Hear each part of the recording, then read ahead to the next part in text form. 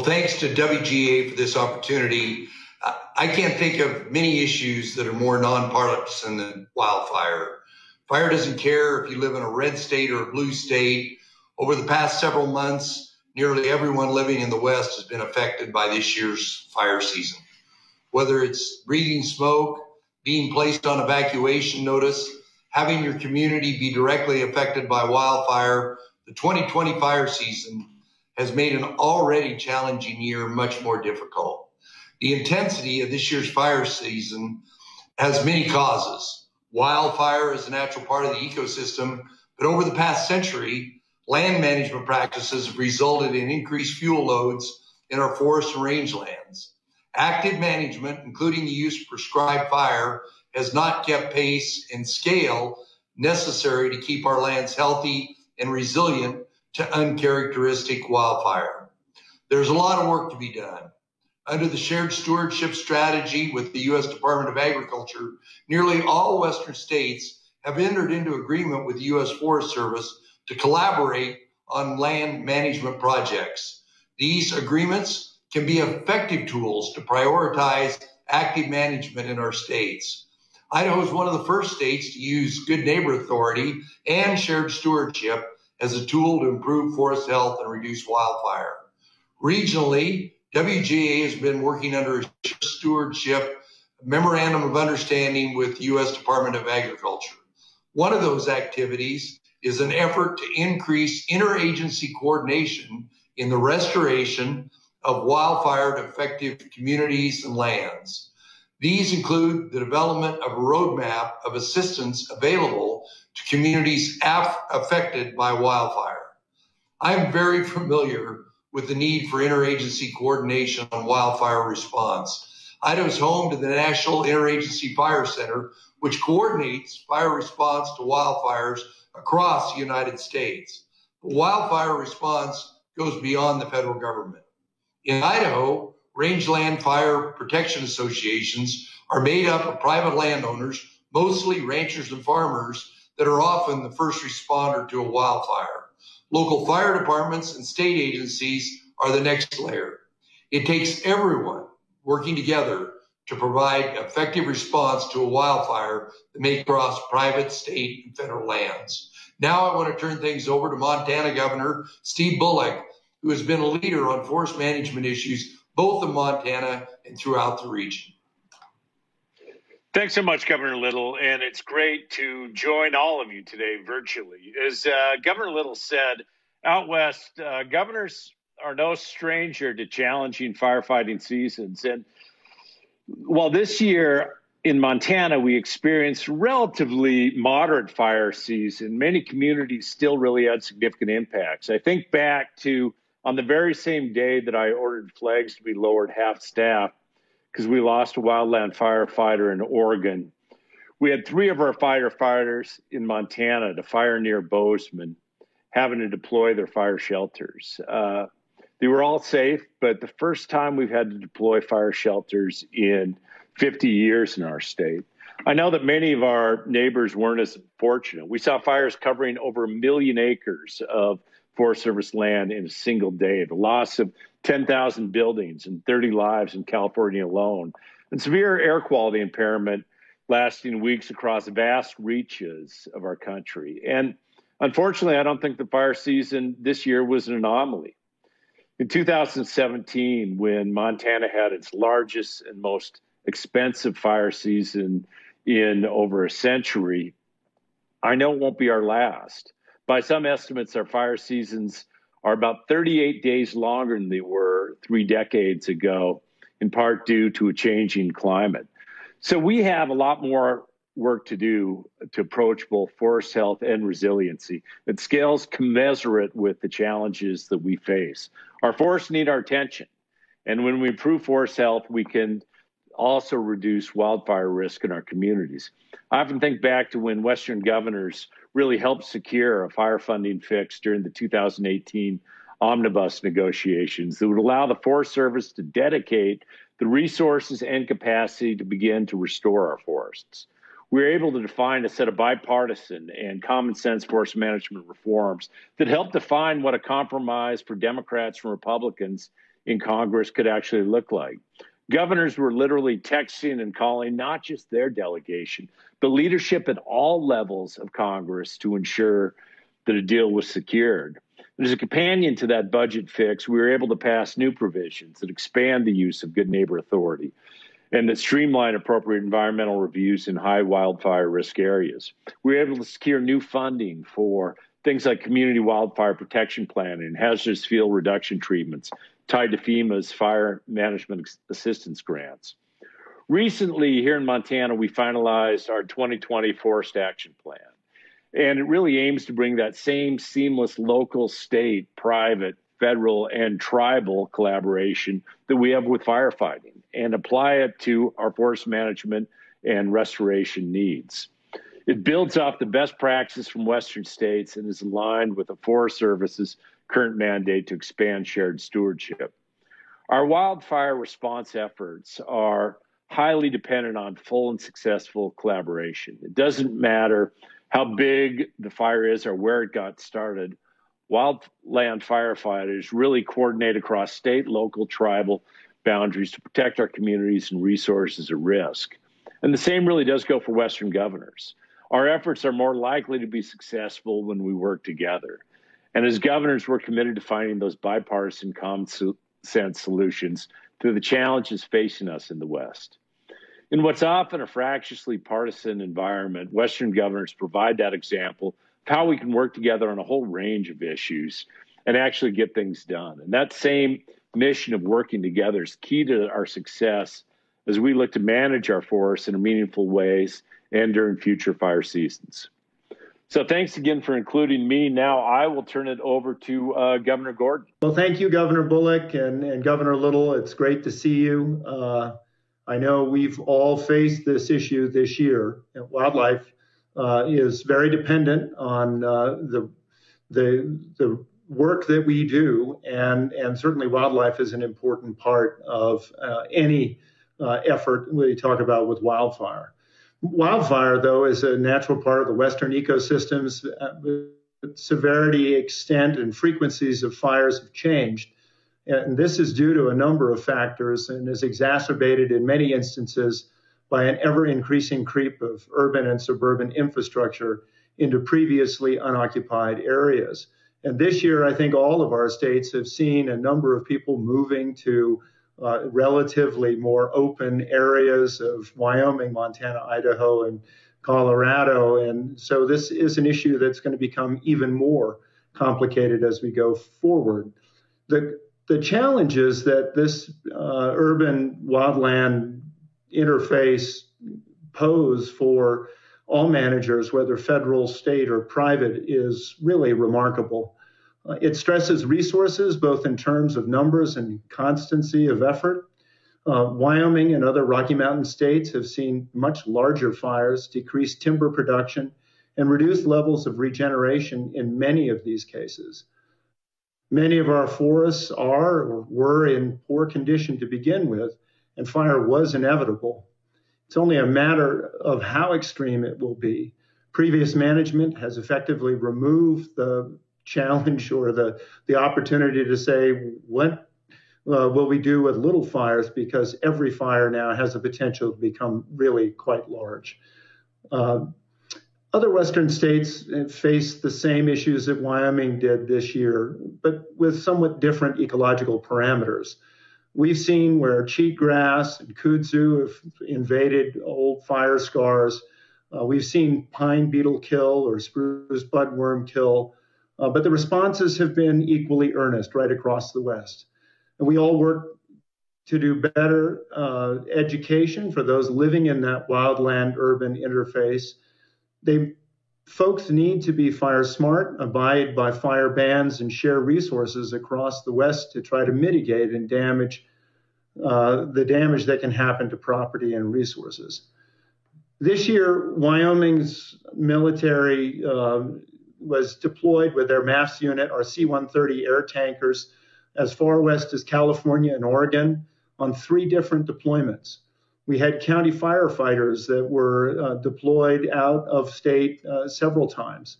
Our Wyoming State SEATS is a small single-engine aircraft that is used to attack wildfires where they happen. They were extremely active around the state, flying on 55 fires, and our state Helitack responded to 47 fires.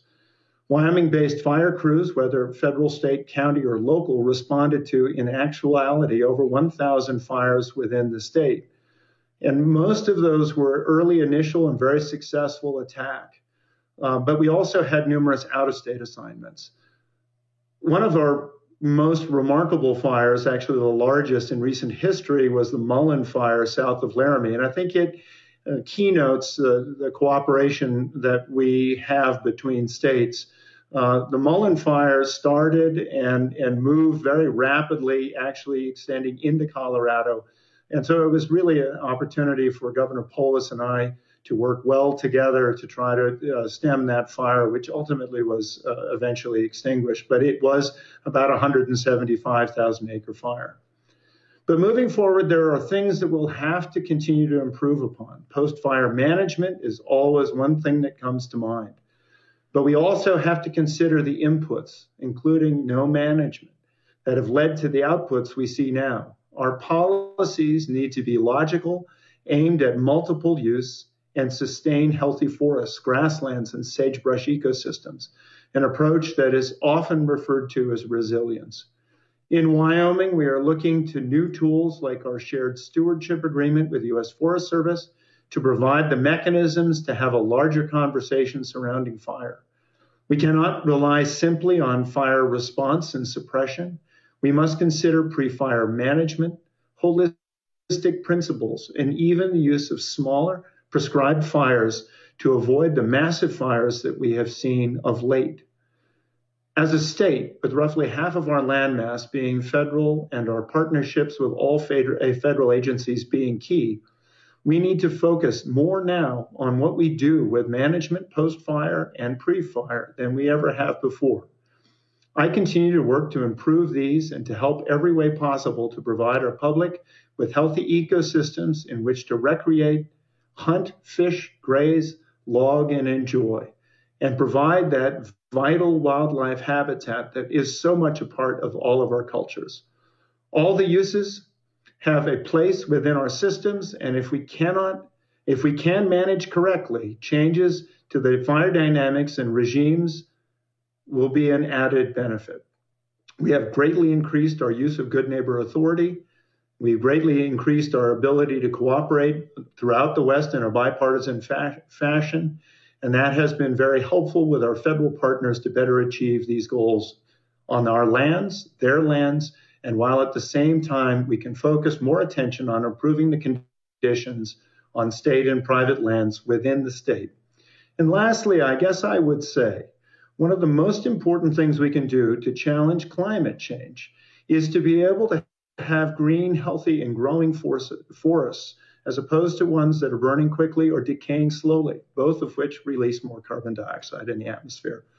Thank you to the Western governors for providing this opportunity. Thanks, Governor Gordon. Idaho was pretty fortunate this year that we were below our 10-year average, but one of the states wasn't nearly as lucky was Colorado, that, as Governor Gordon alluded to, had a pretty healthy fire year. So I'll turn things over to Governor Jared Polis, who will tell us more about the challenges that his state faced this year. Governor Polis. Thanks, Governor Little. I want to say to my friend Governor Gordon, no thanks for sharing the Mullen Fire with us. This has been a tough year all around, and we also had the added challenge with the fires of COVID safety. And we did have some firefighters that got ill. We had one that was really fighting for his life, thankfully made it.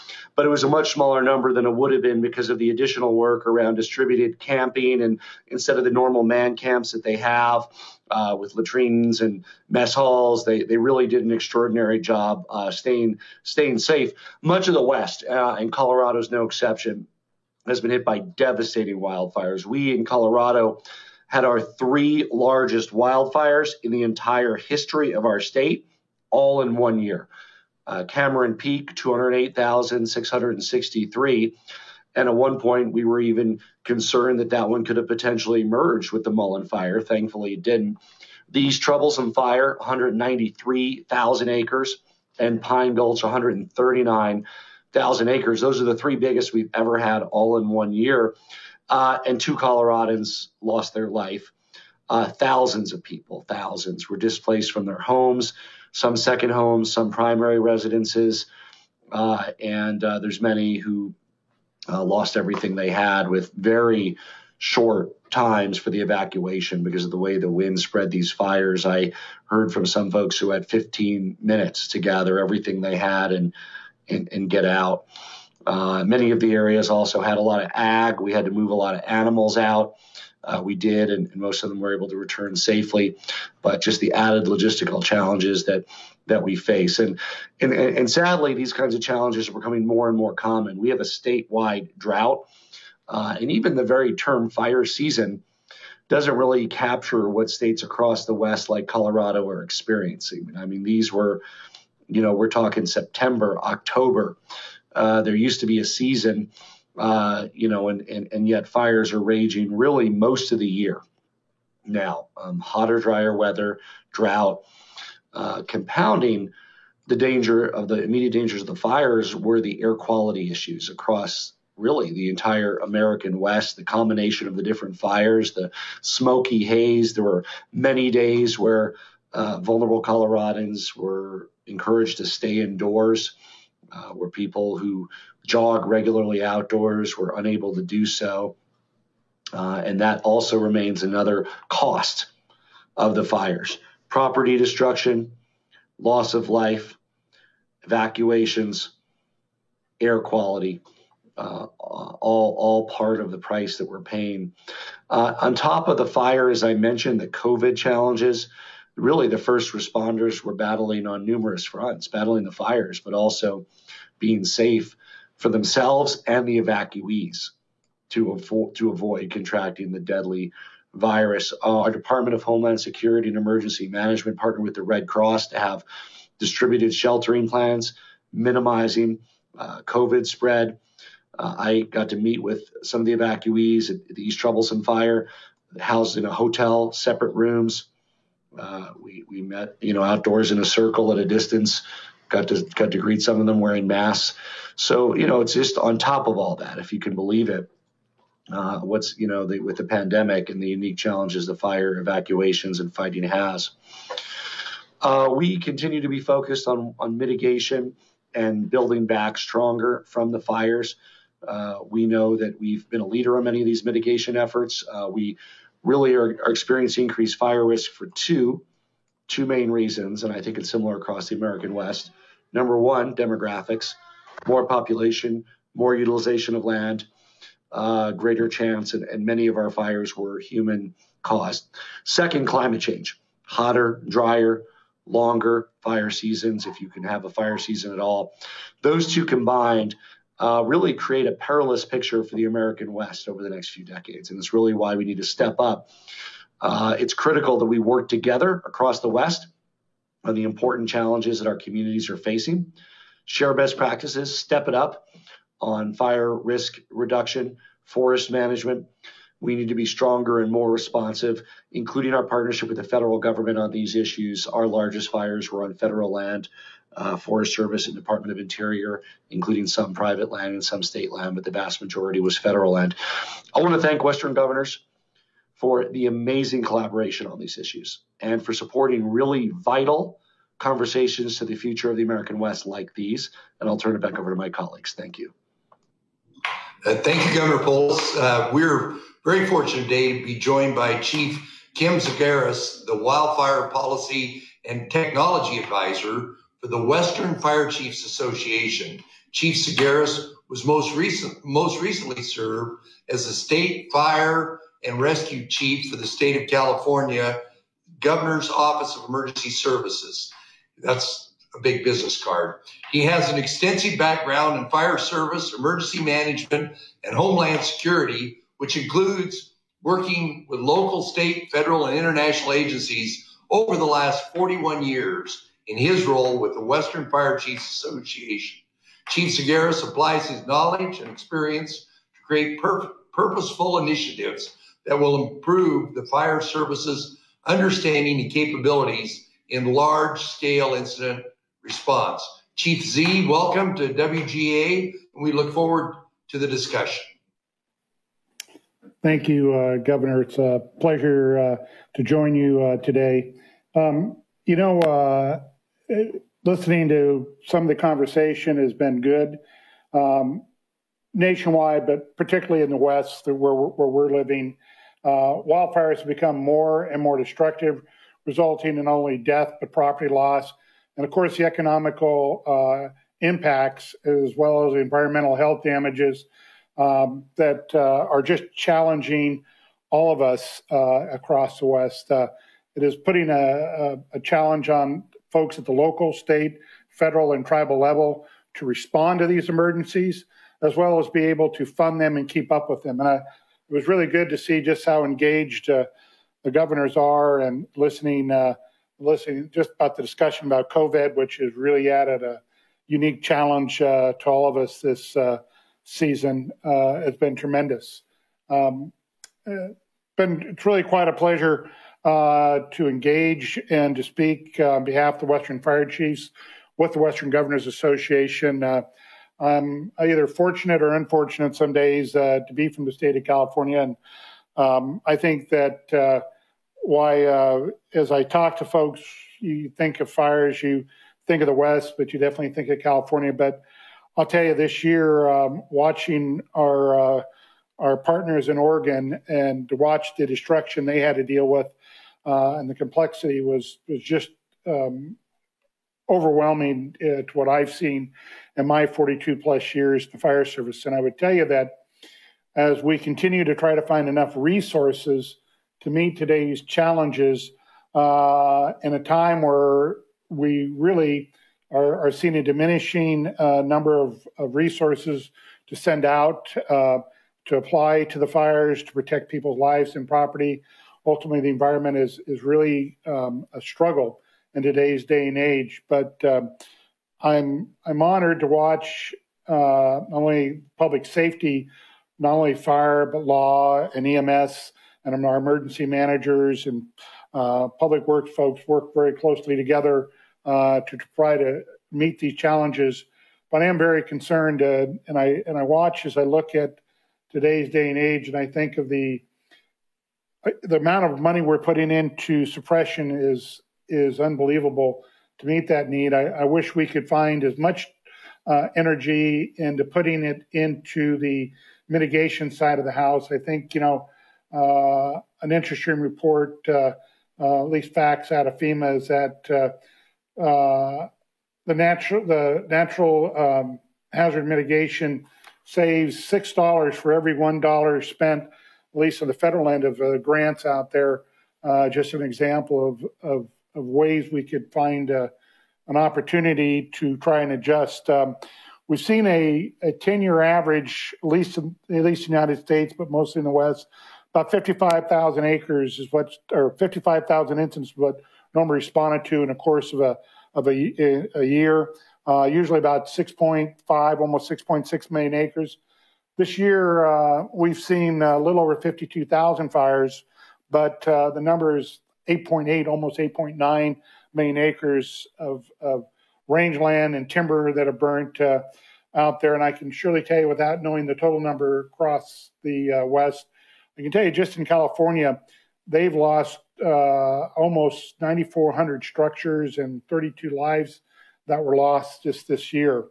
One of the things I would really like to share and have the governors think about would be, in 2008, the state legislature, like most the West, wrestled with what to do with our areas of encroachment into the wildland and the number of homes that are burning. So in 2008, the California legislature, and with the governor's signature, signed a wildfire building code for fire-prone regions, requiring fire-resistant roofs, siding, and other safeguards. Those other safeguards really had to deal with ember intrusions, because not as many houses are being lost to flames as they are due to the ember intrusion. But that was landmark legislation that was put into place, and I'll share this with you. In 2 years ago in Paradise during the Camp Fire, we lost 51% of the homes that were lost, or correction, 51% of the homes of the 51% of the 350 single-family homes that were built under that 2008 code survived. 51%. Now that's a good number when you really look at only 18% of the 12,100 homes that were built prior to that escaped damage. Only 18%. The rest were destroyed. One number we don't have, we know we lost 80% of the 4,100 mobile homes. What we don't have is a good information on the code on those, but just an example of those items out there. And the one thing I'd really like to emphasize to the governors is, at least from the Western Fire Chiefs, and that represents most of your local government fire chiefs, is the real need to work very closely together to try to implement the ordinances that are going to be needed out there to better protect these homes and better protect our citizens and our economies over the long run. With that, I'll turn it back over to you, Governor, and see if you have any questions for me. Well, Chief, you closed up about the building code recommendation. A lot of states in the Western governors, the state building codes are, for the most part, local county codes. And so there's a lot of diversity in the particularly Intermountain states about what those codes are. What advice have you got for us? And what do you think some of the emerging issues are going to be in the future that you learn from your experience the last few years? I would tell you that the building code issue is always a tough one to deal with. Let's be honest in that, between developers and the real estate market, nobody wants to add additional cost on. But in real reality is if we don't add the cost, if we don't find a way to build better homes and make them more fireproof, then we're just building tomorrow's problems. So that's one of the things I could tell you. If you could take anything out of lessons learned, probably in California, would be the remarkable story we do have on homes built that are being built to that 2008 WUI code that's out there. If we work on the 2008, one of the other things I would tell the governors is that we need to also find a way to work with folks at the local, state, and federal level, and also the insurance industry, to find a way to come up with how to harden existing homes out there in the wildland, find an incentive out there to be able to do that, to make it more cost effective for homeowners to build in fire protection on their existing homes today from that timber intrusion, and a better way of doing it would be one of the key items out there that I would tell you. I would tell you the other lessons learned is we are trying to do a better job of being prepared, and I watch the collaboration that occurs at all levels of government and with different civic organizations, and trying to get people to learn about being prepared. You can never be too prepared in today's day and age, but we've, in the fire service, started a program called Ready, Set, Go, and to really educate folks to be ready for a wildfire, to prepare their homes, prepare their families, prepare themselves when we do have an emergency. Set is make sure you have things set there when the emergency arrives, not that you're out trying to pack and put all those important things together. The other thing I would tell you is that when you're asked to evacuate, do it when public safety officials ask you to do that out there. It's for your safety as well as the safety of the first responders. The need to have resilient communication. We've become so reliant upon our cellular industry out there that without backup power and about backup communications to alert the citizens a pending emergency, not just a wildfire, all emergencies, is also critical in today's day and age. It's also critical to have resilient, reliant communications for us to share that information among public safety agencies, as well as to the public as a whole, to prepare them out there are some of those. I would also tell you that the need, and I thought some good discussion already with the governors about us working together, collaboration. The ability to communicate and coordinate and collaborate is just the name of the game in today's day and age, and the need to really utilize emerging technologies quicker and faster to save lives and property and give us better situational analysis. And I'll tell you this, working 42 years in the fire service and 32 with the state of California under 6 governors and 8 directors, I could tell you that having better situational awareness has gotten better, but it's never quite fast enough for the elected officials that I work for, as well as the news media. That need and that quest out there and how we harness it and get more information out there quicker, faster is just critical in today's day and age. Well, Chief, one of the things that I have in my previous job is the fact that our federal agencies, some of their radios are a different frequency than my local sheriffs, my state police, and my other fire issues. That's something that probably the Western governors, in conjunction with whoever the new secretaries are, that we ought to take the initiative on. There's no excuse. Ever since 9/11, everybody in the emergency services has talked about the necessity of having a good communications system. And I know we've still got problems. I've talked to the last 2 Interior Secretaries, or 3 Interior Secretaries about it, and that would be a good project for WGA to at least simplify that communications. That's during the fire. There's the pre-fire, you're ready, set, go. And then there's what we're trying to do with Good Neighbor and shared stewardship by doing that long-term planning to make sure that those, particularly those wild lands around these urban areas, are prepared. So we got lots of challenges, but I firmly believe that the Western governors is probably the best place to address them. And we appreciate your cooperation with us, and we'll look forward to more of your wise counsel and advice going forward. Thank you, Governor. And the Western Fire Chief looks forward to working closely with the Western Governors Association on any and all of your initiatives dealing with the fire service as a whole. All right. Thank you very much. Thank you. Well, I want to thank all the governors for being involved, and the Western governors for making this opportunity available. This is obviously something we're not going to solve in the near term, but it should continue to be a long-term initiative of the Western governors.